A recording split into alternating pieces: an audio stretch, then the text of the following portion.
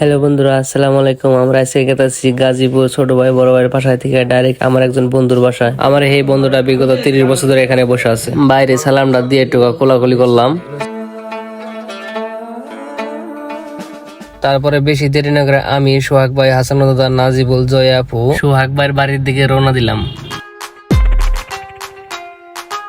অনেকক্ষণ যাওয়ার পরে হঠাৎ করে সোহাগ ভাই বললো ডাবের পুডিং খিলাই আপনাদের। আমি আবার বললাম ডাবের পুডিং, ওইটা আবার কি, আগে তো খাই নাই। তারপর সোহাগ ভাই ডাবের পুডিং কিনে নিয়ে এলো, আর ওই ডাবের পুডিং আমরা সবাই মিলে এখানকার টেস্ট করবো, মানে খাবো। আপনারা সবাই দেখতে পারতেছেন যে সবাই যার যার মতো একটা করে নিয়ে নিতেছে।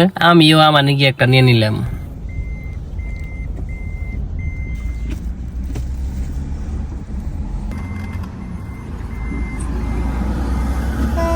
আলহামদুলিল্লাহ, খুবই ভালো লাগলো, খুবই স্বাদ লাগলো। এখন বেশি দেরি না করে আবারও রওনা দিব। সোহাগ ভাইয়ের বাড়ির দিকে রওনা দিতে দিতে এখানে পাইয়া গেলাম একটা কারাগার।